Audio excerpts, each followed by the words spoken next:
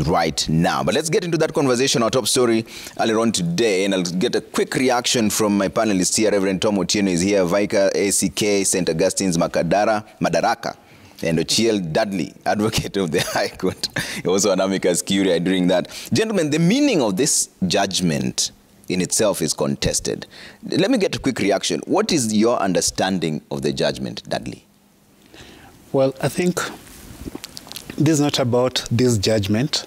It's about another case, which is now at the Court of Appeal on the bid to decriminalize some bits of the penal code, because my learned friend, Mr. Charles Kanjama, is counsel for the NGO board at the Supreme Court. Yeah.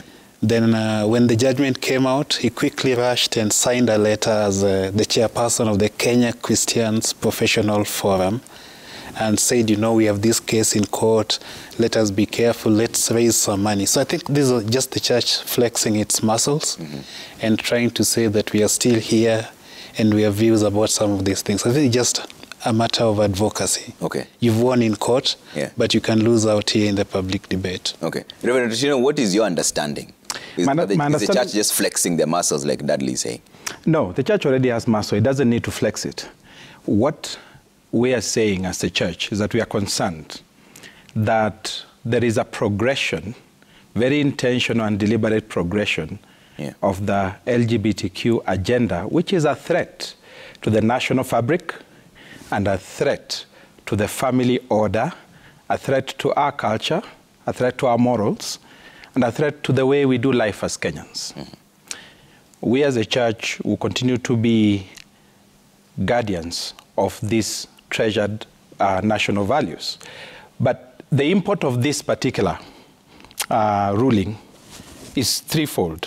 One, not just the fact that you give a right to associate to a group that is illegal, which is a misnomer in itself, but secondly, is also the introduction of a legal point of entry to a second battle that will lead to a third battle, a second battle which is already progressing in the Court of Appeal, which is the decriminalization and removal from the penal code of the homosexual agenda or the homosexual act, yeah, as a crime.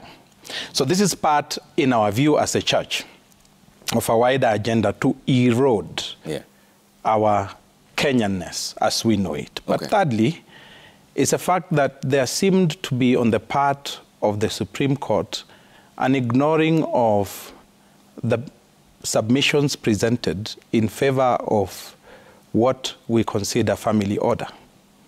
So the church is not in the habit, and will never be in the habit, of flexing its muscle. It has enough muscle. Okay. What we are saying is that we would like to see the Kenyan way of life preserved. Yeah.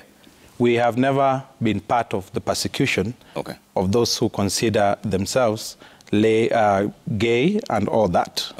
But we are opposed to the systematic institutionalization, and especially in law, of this particular way of life. All right, Dudley, we all understand that homosexuality is illegal, but the judges are saying that LGBTQ right to form an association is different. Is there a distinction? Well, I think we must remember the memory of this case. It begins in 2013. They tried to register an organization and give it, and to protect the human rights of gays and lesbians. I think if they're human, they have human rights, because human rights belong to humans. And so the NGO board refuses, saying something like, the people whose rights are to be protected are gay and lesbian. And so the petitioner goes to the High Court and asks the question whether he is a person, or whether gays and lesbians are persons, and if they're persons, whether they have human rights. And so it goes all the way, comes to the Court of Appeal, divides opinion there, 3-2. There were 5 judges. I think that must have been Justice Waki, Justice Koome, and Justice Mahandia, against Justice Musinga and Nambuye, who's now retired. So it's a divisive question, yes, and it goes to the Supreme Court, again divides opinion 3-2. So that it's a delicate topic. Trevor, when I was coming here, My wife told me that, you'll have to find us a new church. I asked her why. Because of that topic, and you're against the reverend. So it's the reverend and the sinner. Anyway, it's a delicate topic. Yeah. I think we need to just tone down and discuss it soberly. Okay. Because it's a very difficult issue. It's difficult for the courts.